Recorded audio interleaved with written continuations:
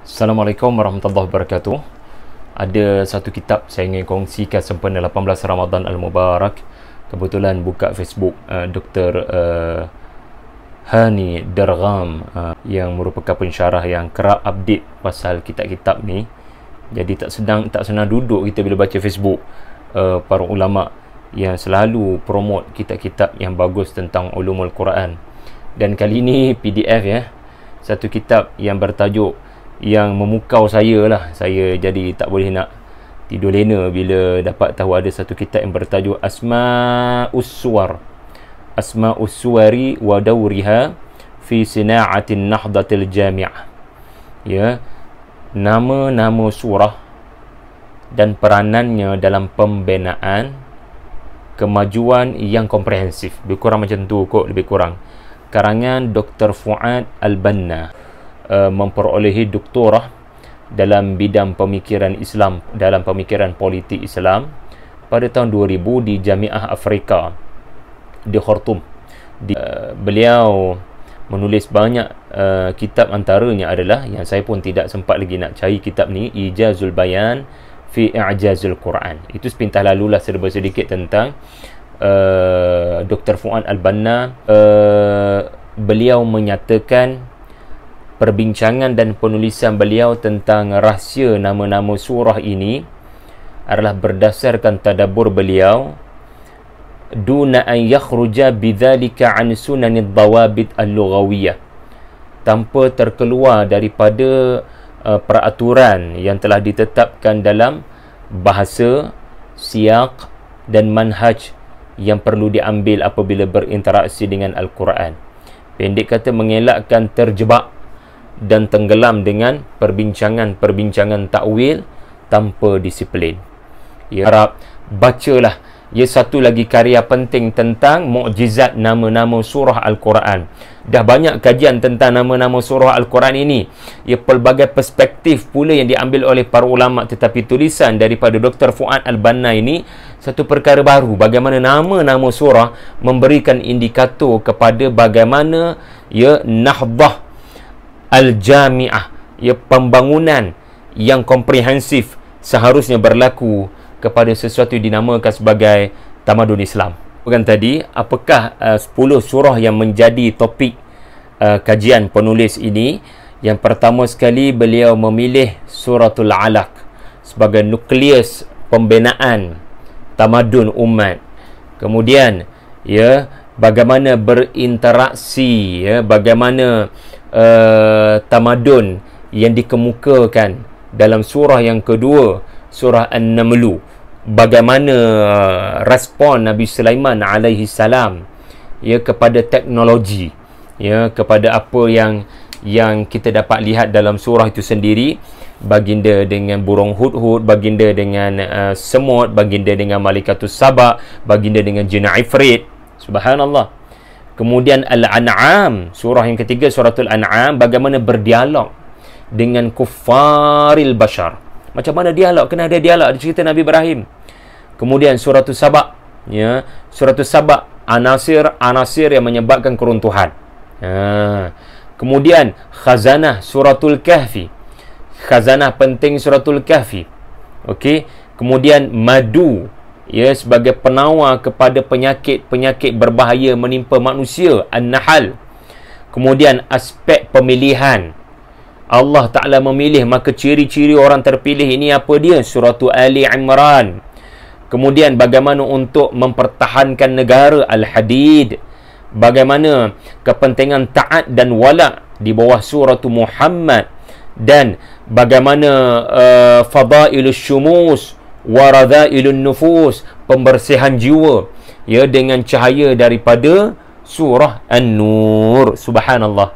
Kemudian satu perkara menarik dinyatakan juga dalam mukaddimah adalah mengenai apakah hikmah Al-Quran diturunkan di tanah Arab, yang mana semua sedia maklum bahawasanya bangsa Arab adalah bangsa yang sangat ketinggalan zaman dahulu. Sebelum kedatangan Nabi SAW, punyalah ketinggalan dalam segenap segi orang-orang Arab ini. Tidak langsung dikenali oleh negara-negara maju di sekelilingnya. you just name it, Romawi, Parsi, Yunani, dan ya dengan sikap jahiliyah, dengan asabiyah. Tetapi ada sesuatu yang berlaku yang menyebabkan Allah Ta'ala nak kita zoom in pada kesan Al-Quran bila diturunkan kepada bangsa yang jauh, ya, hidup, ya, yang jauh terkebelakang. Ada sebab Allah Ta'ala tidak menurunkan Al-Quran kepada Romawi, Parsi, Yunani. Allah Ta'ala turunkan Quran kepada bangsa Arab, kepada sallallahu alaihi wasallam, untuk kita saksikan bagaimana perubahan, ya, perubahan min awhanil qabail ila a'zami ummatin ukhrijat linnas, daripada selemah-lemah kabilah yang bergaduh di sana sini bersengketa kepada sebaik-baik umat manusia sejak daripada zaman Adam alaihissalam tidak pernah menyaksikan sebaik-baik generasi yang pernah dilahirkan di atas muka bumi. Maka ini menunjukkan ada sesuatu yang telah mengubah mereka. Sesungguhnya itulah mukjizat yang kekal sampai hari kiamat, Al-Quran. Dalam kitab ini penulis memilih 10 surah daripada Al-Quran yang boleh mewakili pelbagai sampel, ya, jami'ah, ya. Diambil 6 daripadanya Makkiyah dan 4 daripadanya Madaniyah, yang boleh menggambarkan, ya, isi kandungan Al-Quran secara komprehensif, ya, yang boleh mewakili fasa awal dakwah, fasa pertengahan dakwah, fasa akhir dakwah, fasa awal penurunan, fasa pertengahan penurunan, fasa penghujung penurunan. Juga mewakili surah yang panjang, pertengahan sederhana dan pendek. Ya, jadi dia cuba menyatakan sampel yang pelbagai supaya apa yang disebutkan mengenai hadarah berdasarkan nama-nama surah ini satu penemuan yang, satu finding yang adil, satu finding yang seimbang. Memang menegaskan apa yang beliau lakukan ini, fa innal, sesungguhnya penulis berijtihad, ya, dengan kadar faham dan tahlil analisis beliau kepada beberapa surah Al-Quran. Namun itu tidaklah sekali-kali menunjukkan bahawasanya dia tidak melakukan kesilapan. Ya, ini ijtihad beliau. Nomor 24 dan seterusnya, bagaimana nama-nama surah ini menegaskan asas penting dalam pembangunan masyarakat, iaitulah keimanan kepada 6 rukun iman. 6 rukun iman, iaitulah yang pertama sekali beriman kepada Allah. Beriman kepada Allah. Jadi antara nama-nama surah yang menunjukkan dengan directly kepentingan iman kepada Allah adalah seperti An-Nur, Fatir, Ghafir, Ar-Rahman, Al-A'la. Ya, subhanallah. Ya, kemudian rukun iman yang kedua apa dia, tuan-tuan? Iman kepada para malaikat. Dan antara nama-nama surah, ya, yang menunjukkan rukun iman yang kedua ini adalah As-Saffat, An-Nazi'at dan Al-Ma'arij, ya. Minallahi dzil ma'arij ta'rujul malaikatu war-ruhu ilaihi fi yaumin kana miqdaruhu 50,000 sana. Subhanallah. Ya. Al-Mursalat, ya, menurut pendapat sebahagian para ulama tafsir, ya, ia adalah juga merujuk kepada para malaikat, walaupun jumhur mengatakan ia merujuk kepada angin. Tetapi rukun iman yang ketiga apa dia, tuan-tuan? Beriman kepada kitab. Maka ada surah yang bernama Al-Furqan, Tabarakalladzi nazzala al-furqana ala 'abdih. Juga ada nama surah Al-Bayyinah, wal maqsud bihal Quranul Karim, ya, 'inda ba'dil mufassirin, iaitulah Fussilat, ya. Jadi sirah fi'il madhi mabni lil majhul, ya, kitabun fussilat ayatuhu Qur'anan Arabiyyan liqaumi ya'lamun, ya. Dan di sana ada surah-surah yang dinamakan kerana ayat pertamanya huruf-huruf muqatta'ah yang sangat bersangkut paut dengan kemukjizatan Al-Quran, mencabar manusia untuk mendatangkan seperti Al-Quran. Ia adalah huruf-huruf Arabiyah dan ia adalah seperti Taha, Yasin, Qaf, ya. Kemudian kita ada surah-surah yang menunjukkan rukun iman yang keempat, al-iman bir-rusul, ya. Ia adalah seperti Al-Muzammil sallallahu alaihi wasallam, Al-Muddathir sallallahu alaihi wasallam, Abasa, satu bentuk itab kepada Nabi sallallahu alaihi wasallam. Kemudian kita ada surah An-Naba, ya, surah yang para ulama berbeza pendapat apakah maksud An-Naba. Sebahagian mengatakan merujuk kepada Al-Quran, ya, iaitulah pendapat Dr. Abdullah Diras, ya, yang menulis masuk An-Naba'ul Azim. Manakala ada kumpulan yang kedua menyatakan An-Naba itu adalah merujuk kepada Muhammad sallallahu alaihi wasallam. Ya, manakala ada pula menyatakan An-Naba itu Al-Qiyamah. Jadi ulama berbeza pendapat. Surah Taha menurut pendapat yang daif juga merujuk kepada Nabi sallallahu alaihi wasallam. Ya.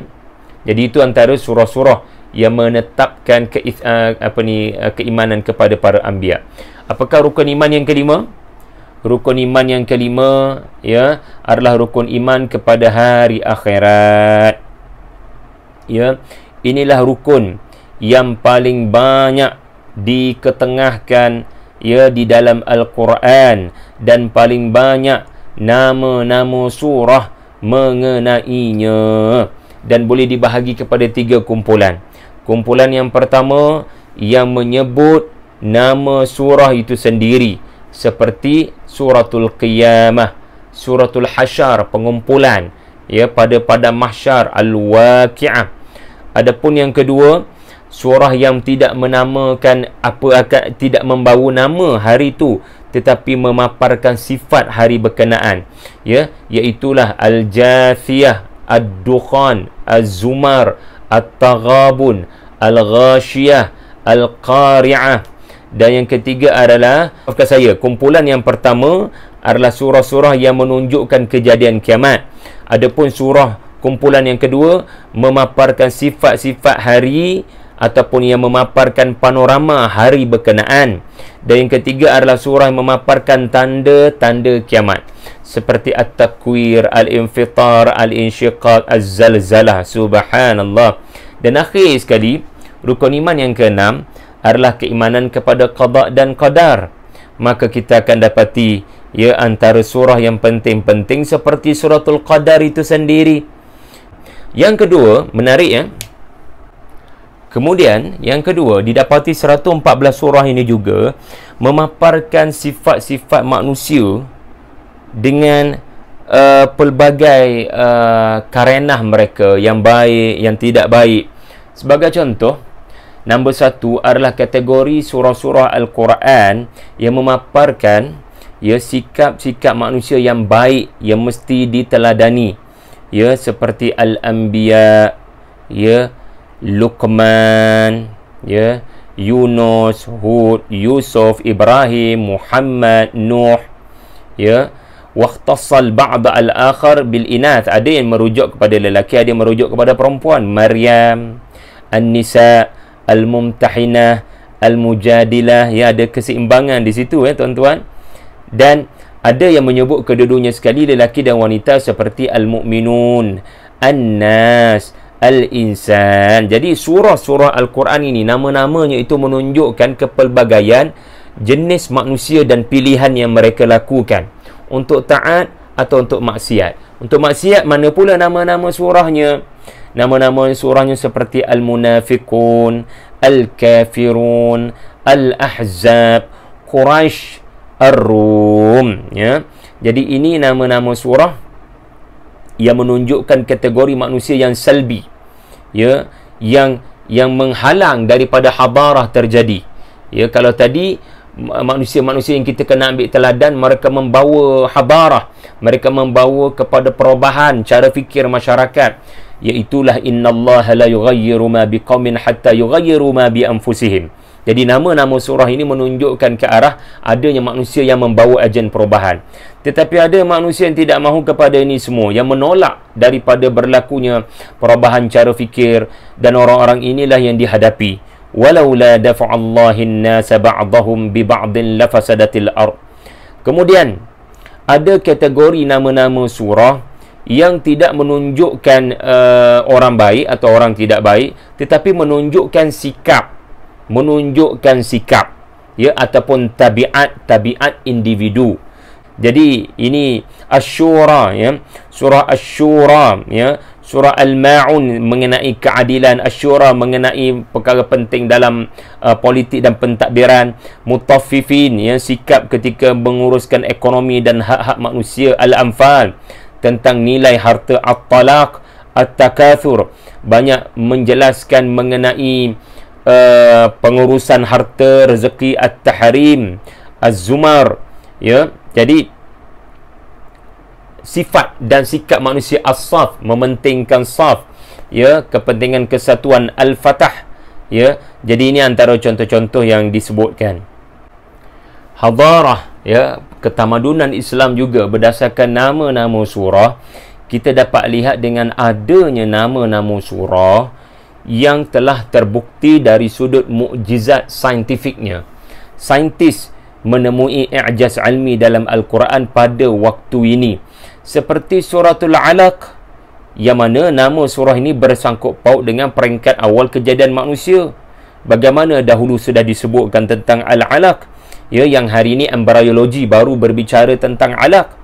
Al-Qamar ya, di mana dikatakan ya, adanya penemuan di angkasa lepas bulan sana, adanya kesan-kesan ya, wallahu alam, adanya kesan-kesan terbelah berkenaan al-hadid, manfaat besi ya, nampak jelas pada waktu ini. An-Nahl ya,